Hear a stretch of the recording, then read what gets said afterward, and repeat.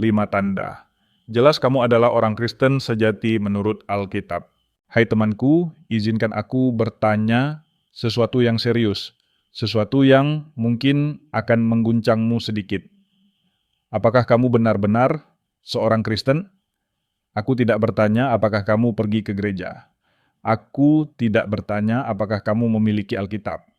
Aku bahkan tidak bertanya apakah kamu menyebut dirimu Kristen. Yang aku tanyakan adalah, jauh di dalam hatimu, apakah kamu benar-benar milik Yesus Kristus? Karena Alkitab memperingatkan kita bahwa tidak semua orang yang mengaku mengikuti Kristus benar-benar diselamatkan. Bahkan Yesus sendiri mengatakan sesuatu yang sangat mengejutkan dalam Matius 21:23. Bukan setiap orang yang berseru kepadaku Tuhan, Tuhan akan masuk ke dalam kerajaan sorga, melainkan dia yang melakukan kehendak Bapa-Ku yang di sorga. Pada hari terakhir, banyak orang akan berseru kepadaku, Tuhan, Tuhan, bukankah kami bernubuat demi namamu, dan mengusir setan demi namamu, dan mengadakan banyak mujizat demi namamu juga. Pada waktu itulah aku akan berterus terang kepada mereka dan berkata, Aku tidak pernah mengenal kamu. Enyahlah dari hadapanku kamu sekalian, pembuat kejahatan. Kamu menangkap itu, Yesus sedang berbicara tentang orang-orang yang mengira mereka Kristen. Orang-orang yang melakukan hal-hal religius. Orang-orang yang bahkan melakukan mujizat dalam namanya.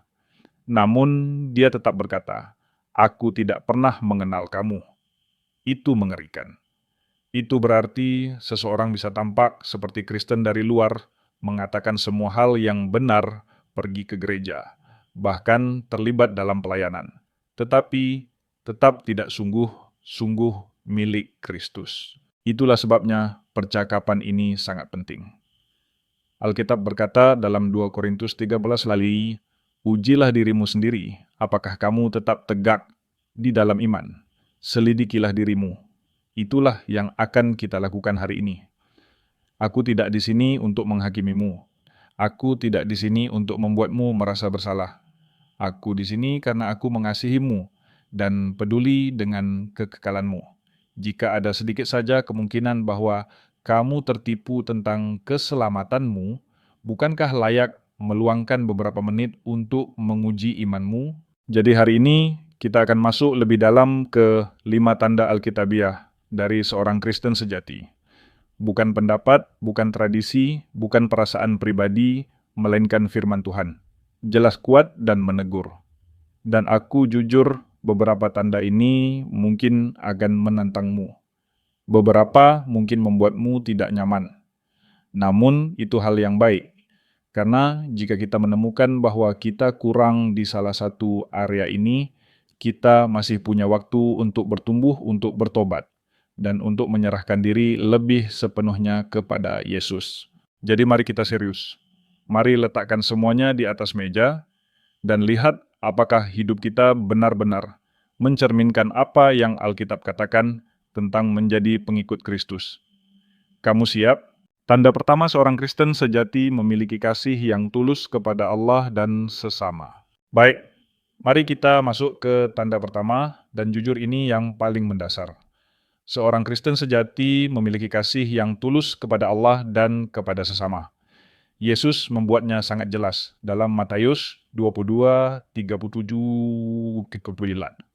Ketika dia ditanya apa hukum yang paling utama, jawabnya, kasihilah Tuhan Allahmu dengan segenap hatimu, dengan segenap jiwamu, dan dengan segenap akal budimu. Itulah hukum yang terutama dan yang pertama. Dan hukum yang kedua yang sama dengan itu ialah, kasihilah sesamamu manusia seperti dirimu sendiri.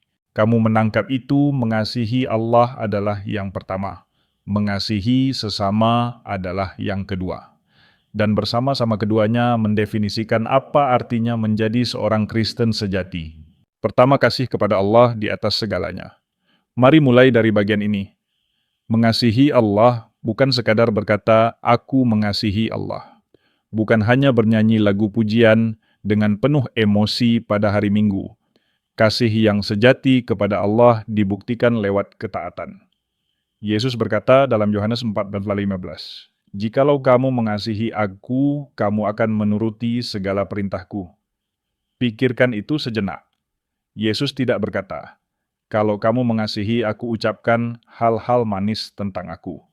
Dia tidak berkata, "Kalau kamu mengasihi, Aku rasakan emosi saat ibadah."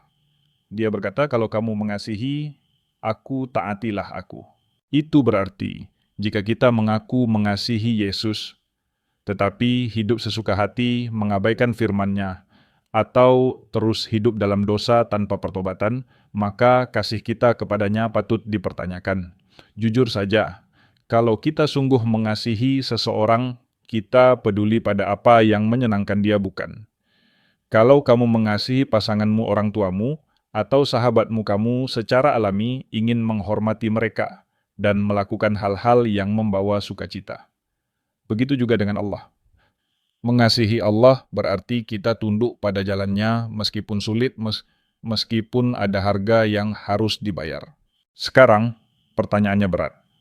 Apakah kamu mengasihi Allah cukup besar untuk taat kepadanya saat itu tidak nyaman? Apakah kamu mencari kehendaknya lebih daripada keinginanmu sendiri? Apakah kamu mengasihi Dia lebih daripada apapun dan siapapun dalam hidupmu? Karena seorang Kristen sejati adalah seseorang yang kasihnya kepada Allah membentuk seluruh hidupnya. Kedua, kasih kepada sesama bahkan ketika itu sulit.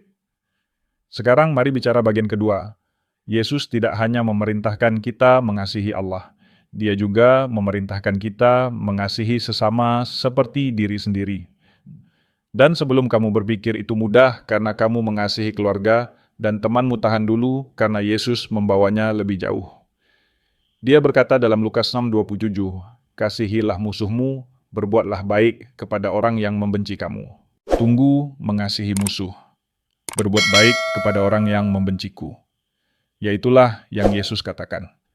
Mengasihi sesama berarti menunjukkan kebaikan, belas kasihan, dan anugerah, bahkan kepada mereka yang tidak layak, bahkan kepada orang yang mengganggu kita, bahkan kepada orang yang melukai kita, bahkan kepada mereka yang tidak sependapat dengan kita. Dan mari realistis, itu sulit. Mudah mengasihi orang yang memperlakukan kita baik, tetapi Yesus memanggil kita kepada sesuatu yang radikal. Kasih sejati itu tidak mementingkan diri, rela berkorban, dan mau mengampuni. Pikirkan Yesus di kayu salib. Saat Dia sedang sekarat menderita dalam kematian yang paling kejam, Dia memandang orang-orang yang memakukannya dan berkata, "Bapa, ampunilah mereka." Itulah kasih. Seorang Kristen sejati tidak hanya mengasihi orang-orang yang mudah dikasihi. Seorang Kristen sejati mengasihi seperti Yesus. Ketiga, bagaimana menguji kasihmu? Jadi inilah ujian yang nyata. Apakah kamu menyimpan dendam atau kamu mengampuni seperti Kristus telah mengampunimu? Apakah kamu mengasihi orang hanya ketika itu menguntungkanmu atau kamu mengasihi bahkan ketika itu merugikanmu? Apakah kamu melayani orang lain atau kamu selalu ingin dilayani? Apakah kamu mengasihi seperti Yesus atau kamu hanya mengasihi ketika itu nyaman? Karena seorang Kristen sejati ditandai oleh kasih. 1 Yohanes 4:20 berkata dengan sangat tegas, "Jikalau seorang berkata, 'Aku mengasihi Allah,' dan ia membenci saudaranya, maka ia adalah pendusta." Itu keras, tetapi itu kebenaran. Jika tidak ada kasih, maka tidak ada Kristus. Jadi mari periksa hati kita. Apakah kita sungguh mengasihi Allah? Apakah kita sungguh mengasihi sesama? Jika jawabannya yaitu tanda iman yang nyata dan sedang bertumbuh. Jika jawabannya aku tidak yakin, mungkin sudah waktunya meminta Allah mengubah hati kita. Sekarang mari kita lanjut ke tanda kedua. Seorang Kristen sejati menghasilkan buah rohani. Tanda kedua. Seorang Kristen sejati menghasilkan buah rohani. Tanda kedua dari seorang Kristen sejati adalah hidupnya menghasilkan buah rohani. Izinkan aku bertanya kepadamu, jika kamu menanam pohon apel, apa yang kamu harapkan darinya? Tentu saja apel. Pohon itu tidak perlu berusaha keras untuk menghasilkan buah. Ia hanya perlu sehat dan berakar dengan baik. Prinsip yang sama berlaku bagi kehidupan orang percaya. Jika seseorang benar mengikuti Yesus, hidupnya secara alami akan menghasilkan buah yang membuktikan bahwa ia milik Kristus. Yesus berkata dengan jelas dalam Matius 7:16, "Dari buahnya lah kamu akan mengenal mereka." Dengan kata lain, karakter dan cara hidup seseorang menunjukkan siapa dirinya yang sebenarnya. Seorang Kristen sejati tidak hanya mengaku percaya kepada Kristus, tetapi hidupnya mencerminkan Kristus. Pertama, apa yang dimaksud dengan buah roh? Alkitab dengan sangat jelas menjelaskan seperti apa buah rohani itu. Dalam Galatia 5:22-23 dikatakan bahwa buah roh adalah kasih, sukacita, damai sejahtera, kesabaran, kemurahan, kebaikan, kesetiaan, kelemah lembutan, dan penguasaan diri. Ini bukan sekadar sifat baik yang bisa ditiru oleh siapa saja. Ini adalah bukti nyata bahwa Roh Kudus sedang bekerja di dalam hidup seseorang. Jika kamu sungguh-sungguh diselamatkan Roh Kudus, tinggal di dalam dirimu, dan seiring waktu Dia akan mengubahmu. Kamu mungkin tidak langsung sempurna, tetapi kamu akan berubah. Kamu menjadi lebih sabar dari sebelumnya, lebih mengasihi, lebih mengampuni, lebih setia. Kamu mulai membenci dosa yang dulu kamu anggap biasa. Hidupmu perlahan, tapi pasti mulai menyerupai hidup Yesus. Kedua, kehidupan yang mencerminkan Kristus. Sekarang mari kita jujur. Jika seseorang mengamati hidupmu dengan saksama perkataanmu, sikapmu, caramu bereaksi saat marah atau terluka, apakah mereka bisa melihat bahwa kamu adalah seorang Kristen? Atau apakah hidupmu tidak berbeda dengan orang-orang yang tidak mengenal Tuhan? Yesus berkata dalam Yohanes 15:5, "Akulah pokok anggur dan kamulah ranting-rantingnya. Barang siapa tinggal di dalam aku dan aku di dalam dia, ia berbuah banyak." Artinya, jika kita benar-benar terhubung dengan Kristus, buah itu pasti akan muncul. Namun, jika kita tidak tinggal di dalam, dia tidak ada buah yang bisa dihasilkan. Seorang Kristen sejati tidak hanya berbicara tentang iman, ia menjalani imannya setiap hari. Ketiga, pertumbuhan dalam kekudusan. Menghasilkan buah tidak berarti hidup tanpa dosa. Tidak ada satupun dari kita yang sempurna, namun itu berarti ada pertumbuhan. Alkitab berkata dalam 2 Petrus 3:18 bahwa kita harus bertumbuh dalam kasih karunia dan dalam pengenalan akan Tuhan dan Juru Selamat kita Yesus Kristus. Seorang Kristen sejati bukanlah orang yang tidak pernah jatuh, tetapi orang yang tidak tinggal dalam keadaan yang sama. Seiring waktu hidupnya berubah, cara berpikirnya berubah, prioritasnya berubah. Yohanes 15:2 mengatakan bahwa Allah memangkas setiap ranting yang berbuah supaya menghasilkan buah yang lebih banyak. Proses pemangkasan ini seringkali menyakitkan. Kadang itu berarti meninggalkan kebiasaan dosa, hubungan yang tidak sehat, atau hal-hal yang mengalihkan kita dari Tuhan. Tetapi, semua itu dilakukan Allah demi kebaikan kita, supaya hidup kita semakin berkenan kepadanya. Keempat, menguji buah dalam hidup kita. Sekarang pertanyaannya sederhana tetapi serius. Apakah ada bukti buah rohani dalam hidupmu? Apakah kamu melihat pertumbuhan dalam kasih, sukacita, damai sejahtera, dan penguasaan diri? Apakah orang lain dapat melihat perubahan dalam dirimu sejak kamu mengikut Kristus? Karena Yesus memberikan peringatan yang sangat tegas dalam Matius 7:19. Setiap pohon yang tidak menghasilkan buah yang baik akan ditebang dan dibuang ke dalam api. Ini adalah peringatan yang seharusnya membangunkan kita. Jika tidak ada buah, kita perlu berhenti dan bertanya dengan jujur kepada diri sendiri, apakah kita benar-benar tinggal di dalam Kristus? Jika hari ini kamu menyadari bahwa hidupmu belum menghasilkan buah rohani, jangan putus asa. Datanglah kepada Tuhan dengan hati yang rendah. Mintalah Dia mengubahmu. Serahkan hidupmu sepenuhnya kepadanya. karena ketika kita benar-benar tinggal di dalam Yesus, buah itu akan datang. Sekarang mari kita lanjut ke tanda ketiga. Seorang Kristen sejati memiliki kerinduan yang mendalam akan firman Tuhan dan doa. Tanda ketiga, seorang Kristen sejati merindukan firman Tuhan dan doa. Izinkan aku bertanya sesuatu kepadamu. Kapan terakhir kali kamu benar-benar merasa lapar? Bukan sekadar ingin makan camilan, tetapi lapar yang membuat perutmu terasa kosong dan kamu tahu bahwa tubuhmu membutuhkan makanan sekarang juga. Sekarang mari kita balik pertanyaannya. Kapan terakhir kali kamu merasakan kerinduan seperti itu terhadap Tuhan? Seorang Kristen sejati bukan hanya seseorang yang percaya kepada Allah. Ia adalah seseorang yang merindukan Allah, yang haus akan kehadirannya, yang ingin mengenalnya lebih dalam. Dan cara utama kita mengenal Tuhan adalah melalui firman-Nya dan melalui doa. Yesus berkata dalam Matius 4:4, "Manusia hidup bukan dari roti saja, tetapi dari setiap firman yang keluar dari mulut Allah." Sama seperti tubuh kita membutuhkan makanan untuk bertahan hidup, jiwa kita membutuhkan firman Tuhan untuk bertumbuh dan tetap hidup secara rohani. Pertama, kerinduan untuk mengenal Tuhan melalui kitab suci. Mari kita jujur. Banyak orang menyebut diri mereka Kristen, tetapi Alkitab mereka jarang dibuka.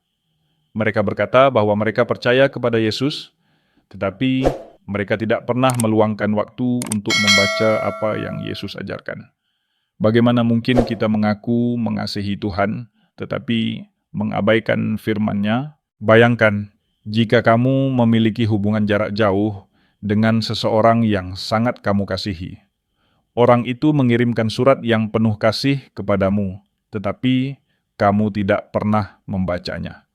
Kamu hanya menyimpannya begitu saja dan melanjutkan hidupmu.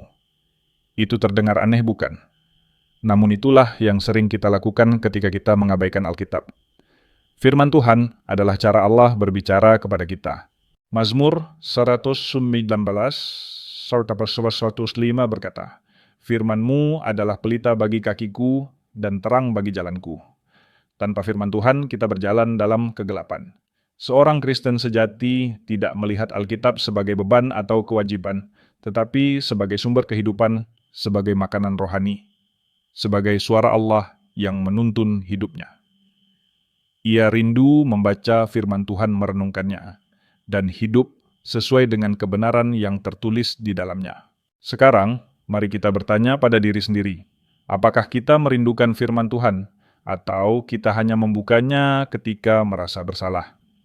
Apakah kita membiarkan budaya media sosial dan pendapat manusia membentuk cara berpikir kita lebih daripada kebenaran Alkitab?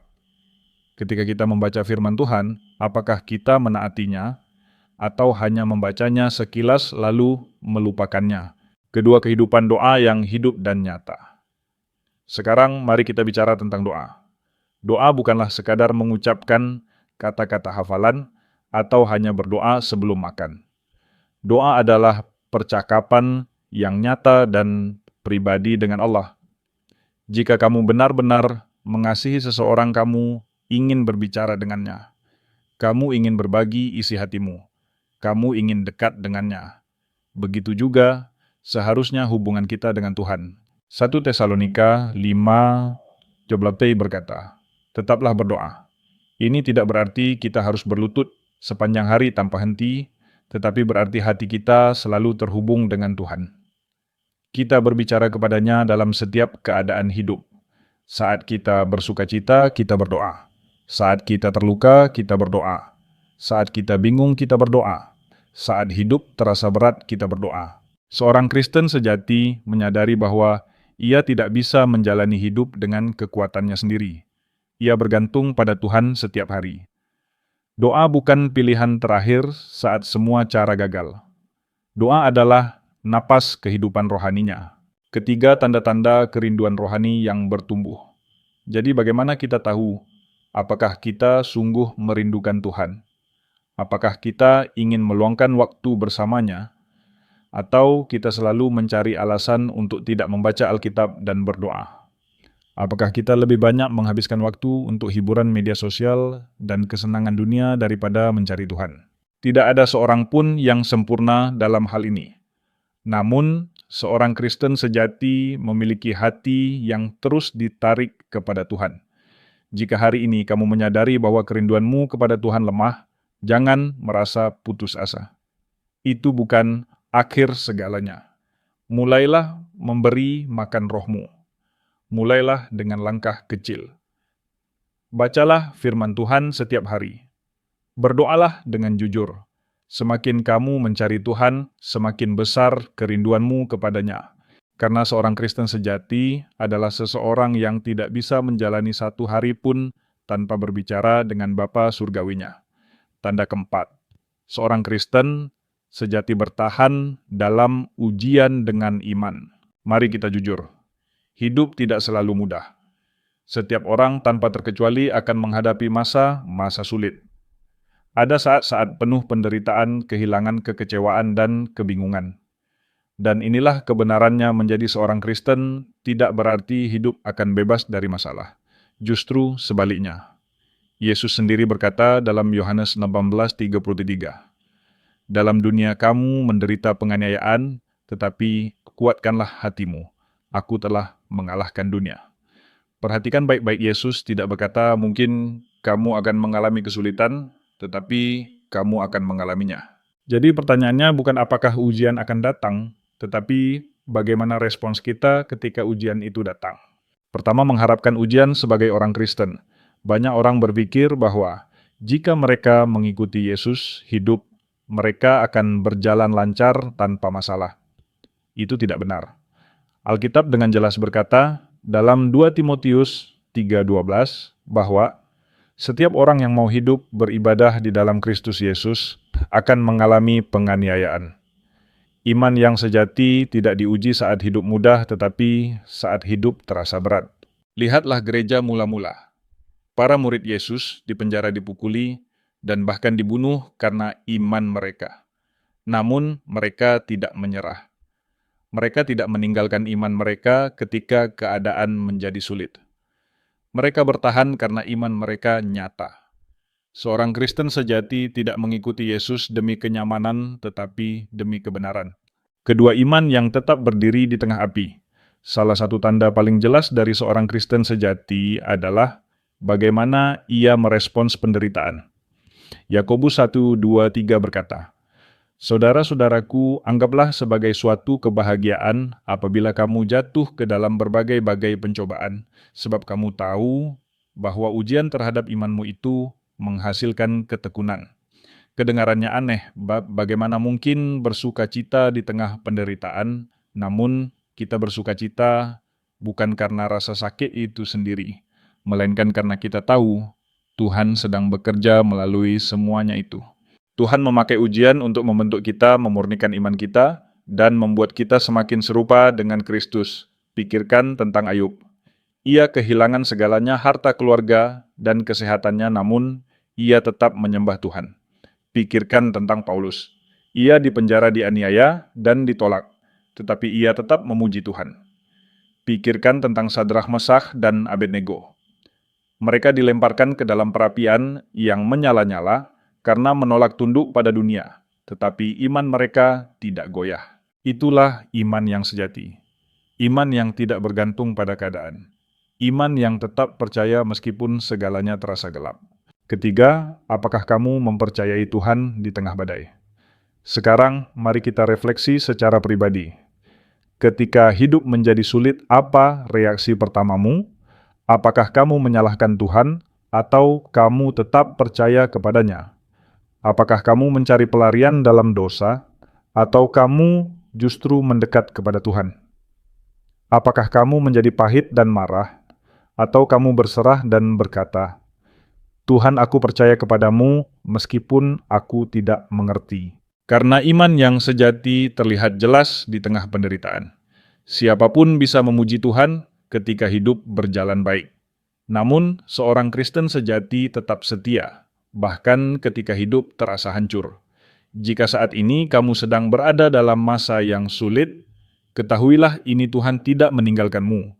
Dia melihat air matamu, Dia tahu pergumulanmu, dan Dia sedang memakai musim ini untuk menguatkan imanmu, memurnikan hatimu, dan menarikmu lebih dekat kepadanya.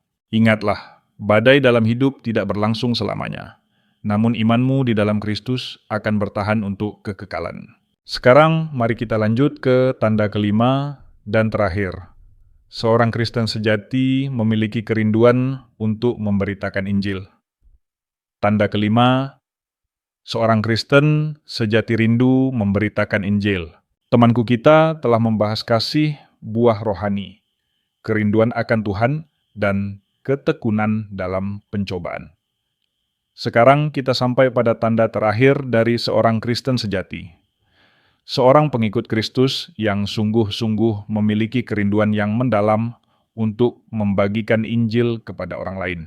Pikirkan hal ini.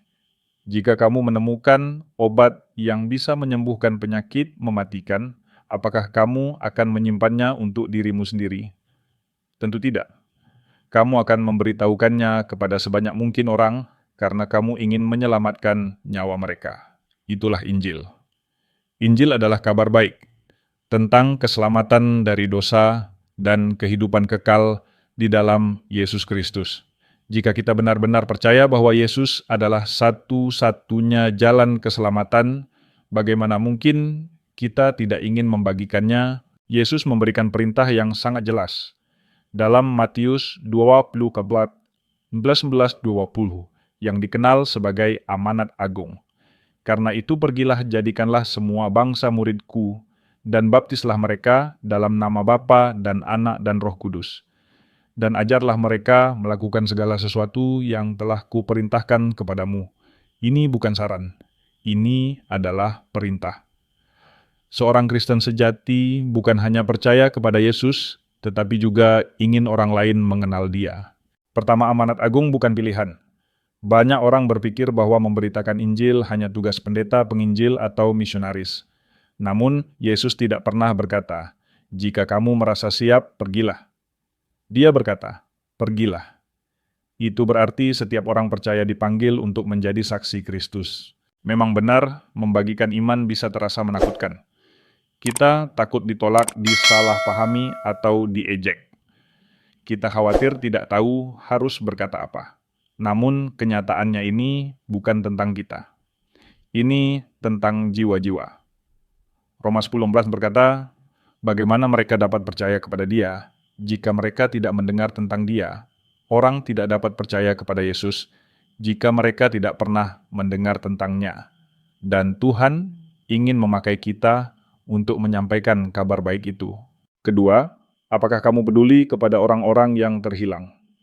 Mari kita jujur sejenak. Kapan terakhir kali kamu berbicara kepada seseorang tentang Yesus?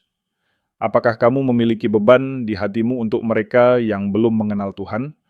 Apakah kamu berdoa bagi keluarga dan teman-temanmu yang belum diselamatkan?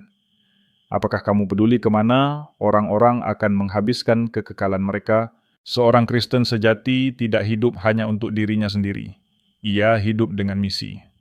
Ia menyadari bahwa hidup di dunia ini sementara tetapi kekekalan itu nyata. Kasih kepada sesama mendorongnya untuk membagikan kebenaran Injil meskipun itu tidak selalu mudah atau nyaman. Ketiga, keberanian dalam membagikan iman. Jika kamu merasa takut atau tidak mampu dengarkan ini. Kisah Para Rasul 1:8 berkata bahwa kita akan menerima kuasa ketika Roh Kudus turun atas kita dan kita akan menjadi saksi Kristus.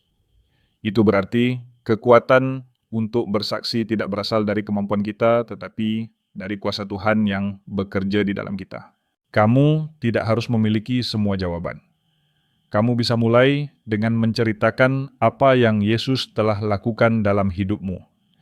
Kesaksian pribadimu memiliki kuasa. Berdoalah meminta keberanian. Mintalah Tuhan membuka kesempatan. Dan ketika kesempatan itu datang, percayalah bahwa Tuhan akan menuntun kata-katamu. Kesimpulan di mana posisimu saat ini. Sekarang, mari kita berhenti sejenak dan jujur pada diri sendiri.